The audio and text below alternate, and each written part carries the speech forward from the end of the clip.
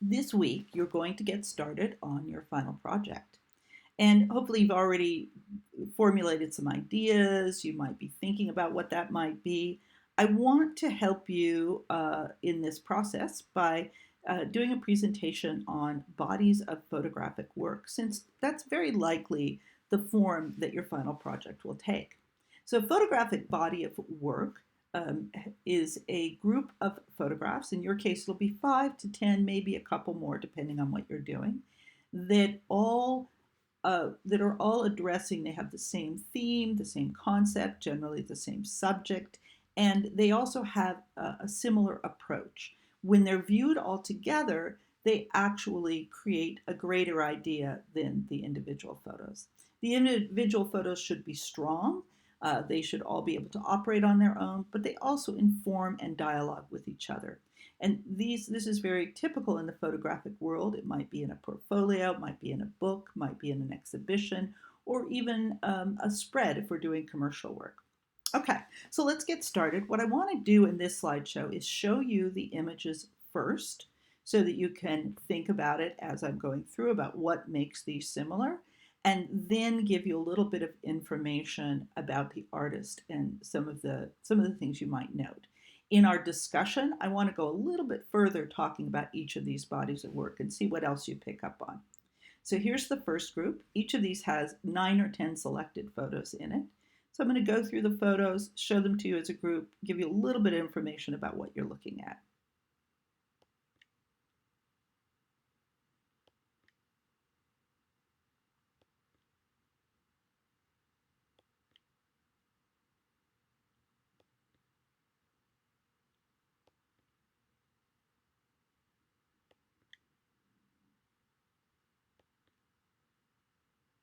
Okay, I'm going to go ahead and come out here and just pull these up together. Give ourselves a little background. This is a series by Renneke Dijkstra, a Dutch photographer.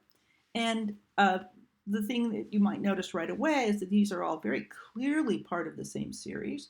They're all portraits. They're all taken in the same location. They're all framed very much the same way. This is what we call a typology, and I'm going to talk more about that as we go on this week. And it is something that you might choose for your final project.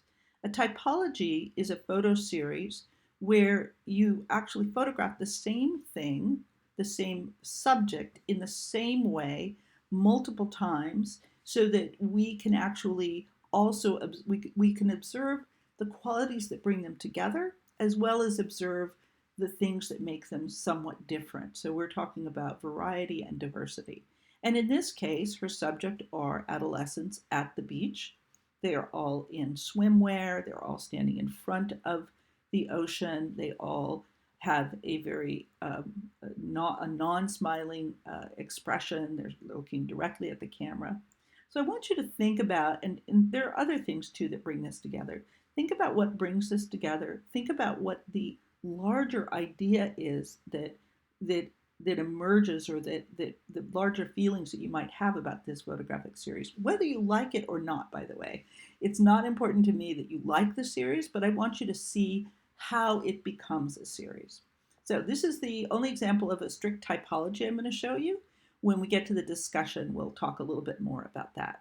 Let's go on to the next series. Oops. Go out of this light table. There we go. So the next series you'll see is quite different. And I'm going to go ahead and go through this first. Go to full.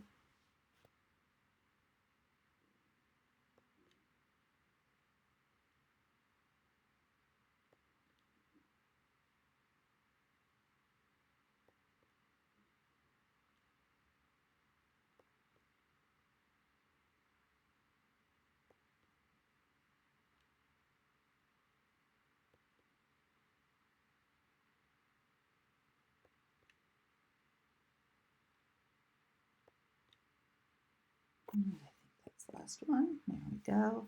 Let's go ahead and put this into the survey mode, and I'll tell you a little bit more about this artist. So these are a series of photographs by the photographer Lori Nix, and the series is called Accidentally Kansas. It's one of many photographic series that she's made. I encourage you to go to her website. She's a pretty interesting artist. Uh, this is a series called Accidentally Kansas. And so that title immediately hopefully gives you a little bit more information about what you're looking at. This is not a typology in that each of these photographs is not photographing exactly the same thing in the same way. It does have obviously a very coherent theme. It has this sameness to the way that it's made. You also can probably, if you hear the title, you're thinking, oh, these are all supposed to be in Kansas. One of the most telling things, though, and important things to realize about this series that you probably noticed is that these are not real scenes. These are all little tiny dioramas. She builds little sets and then photographs them and creates this sort of illusion of reality. And by the way, this is an idea that you could easily take off with at home if you're doing your project at home. You could create small scenes or dioramas and make a series that way. Again, we'll come back in our discussion. I want to talk more about how she creates a mood. What is the significance of her using toys rather than real scenes?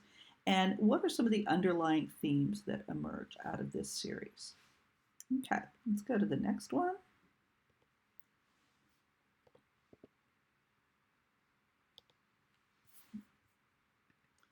And again, a very different kind of series. I'll go ahead and show it first.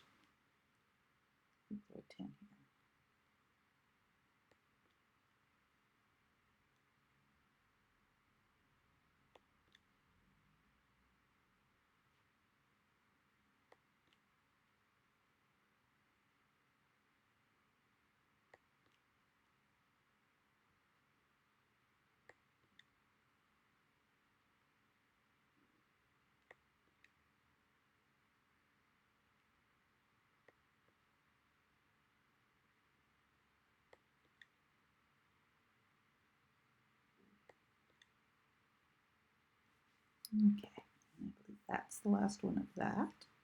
Now again, with all of these series, I'm selecting 9 or 10 of them.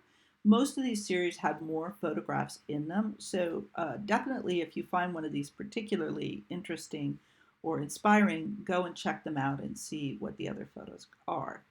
So this series is a photo series made by Rebecca Norris Webb, and I'm sure that most of you or all of you should recognize a handful of these photos since I show them often in my composition and design and some of my other slide presentations.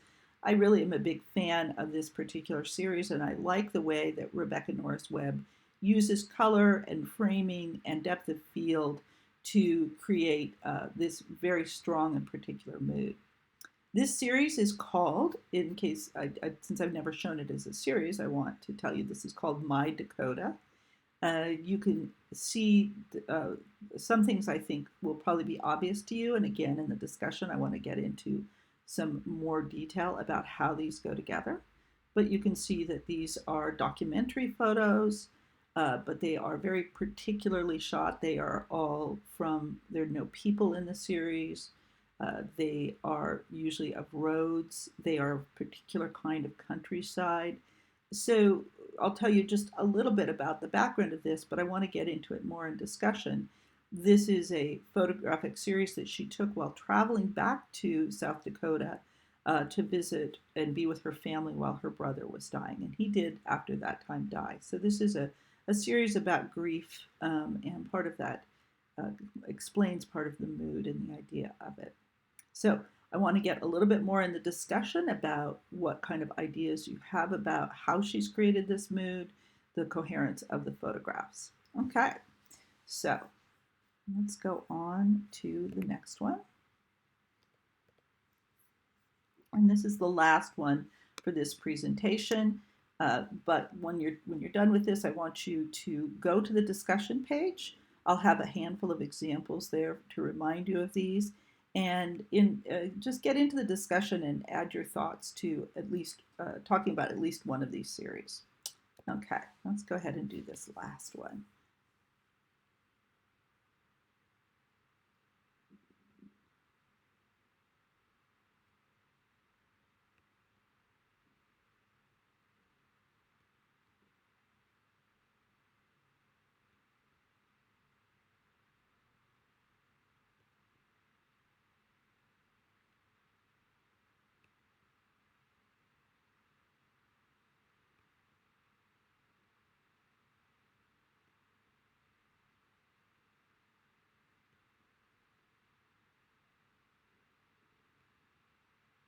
Okay, so let's go ahead and pull this up. This is the oldest of the photographic series that I show in this presentation. This is a series by Gary Winograd, and it's called The Animals. These were all taken at the Central Park Zoo. You probably already noticed that these are all of animals and of animals in a zoo setting. You also probably noticed that these are all black and white. Now, Gary Winograd did shoot exclusively in black and white 35 millimeter, which was primarily for him, may have been because of the expediency of it, but it is something that's really important to note, is how does the black and white photography affect this? This is not a typology. This is a documentary series, very different in mood from the Rebecca Norris Webb. And one of the things that you want to do with this, since they're all quite different from each other in terms of their composition and even to a degree their subject, you want to actually see if you can break down what kind of ongoing themes or ideas Winograd is connecting with.